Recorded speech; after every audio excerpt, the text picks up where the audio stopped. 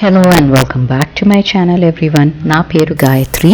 మీకు కనుక home organisation and home decoration related videos ఇష్టమైతే ఈ వీడియో మీకోసమేనండి. నేనైతే ఇవాళ పొద్దున్నే లేచేసి స్నానం చేసేసి పూజ చేసుకున్నాక కొంచెం కాఫీ తాగుతూ విష్ణు సహస్రనామాలు వింటున్నానండి. అండ్ ఇట్లా కాసేపు మన మీ టైం అన్నది స్పెండ్ చేస్తే చాలా ప్రొడక్టివ్గా అవుతుంది మన డే అంతా. సో కాఫీ అయిపోయినాక చిన్న పనులన్నీ కిచెన్లో సరిపెట్టేసుకొని బ్రేక్ఫాస్ట్ అయితే చేసేసానండి. ఇవాళ బ్రేక్ఫాస్ట్ అయితే హెల్దీ రెసిపీ. అండ్ ఇవాళ వీడియో చివరి వరకు చూడండి. మీ సోఫాస్ క్లీనింగ్ ఎలాగో నేను ఇవాళ వీడియోలో చూపెడతాను. అండ్ దీనికి మనకి అస్సలు ఖర్చే అవ్వదండి. చాలా సింపుల్గా ఇంట్లో ఉన్న వస్తువులతో మన సోఫా ఎలా క్లీన్ చేసుకోవచ్చో ఇవాళ వీడియోలో చూసేద్దాం. అండ్ బ్రేక్ఫాస్ట్ ఇదంతా అయినాక నేను లాండ్రీ వేసేస్తున్నానండి. ఎవ్రీ డే ఒక లోడ్ ఆఫ్ లాండ్రీ అయితే మస్ట్ అండి. ఇవాళ బట్టలు లేవు కదా అనేసి మనం ఒక్కొక్కసారి వదిలేస్తాము, కానీ నెక్స్ట్ డే అవన్నీ పైలప్ అయిపోయి చాలా హెక్టిక్ అయిపోతుంది. అండ్ అవన్నీ తీసి మడతేసి ఇదే పెద్ద ప్రాబ్లం లాగా ఉంటుంది. So every day one load of laundry.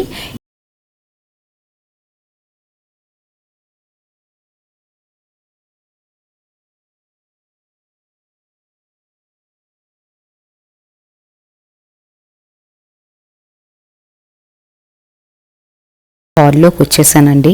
అందరూ ఆఫీసులకి స్కూల్కి వెళ్ళిపోయినాక హాల్ అయితే ఇట్లా ఉంటుందండి. ఒక వార్ఫేర్ లాగా, యుద్ధం జరిగిన ప్లేస్ లాగే ఉంటుంది. ఎవ్రీథింగ్ ఇక్కడే పడి ఉంటాయి కదండి.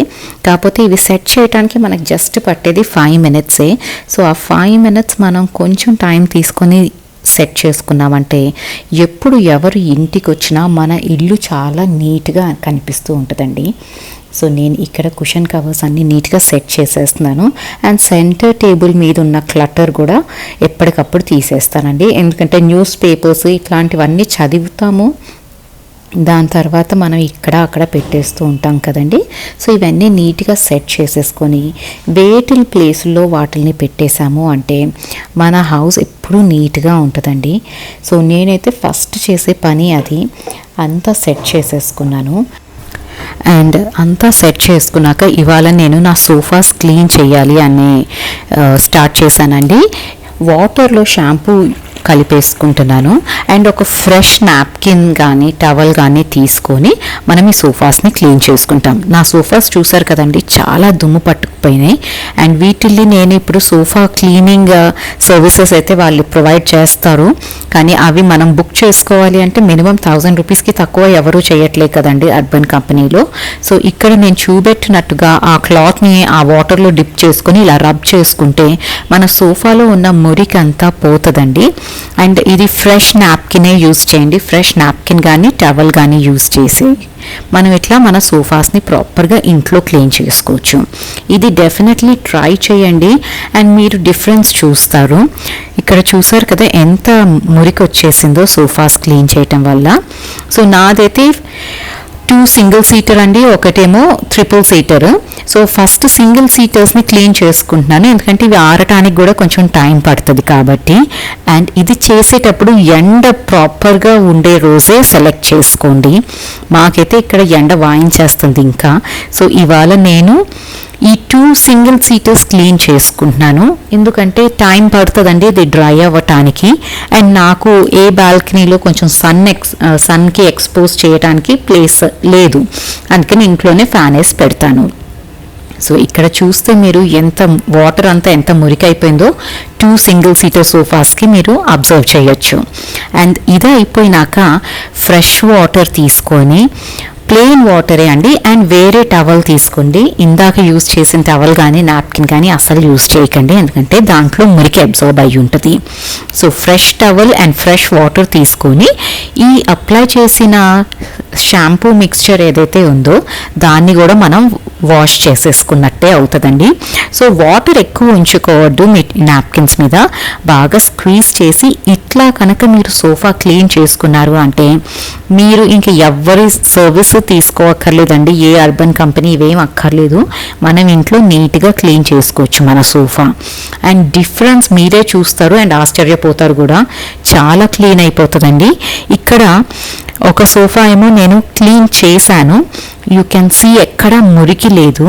అండ్ ఇంకొక సోఫా నేను క్లీన్ చేయని సోఫా కూడా నేను చూపెడుతున్నాను, if you can understand the difference అని.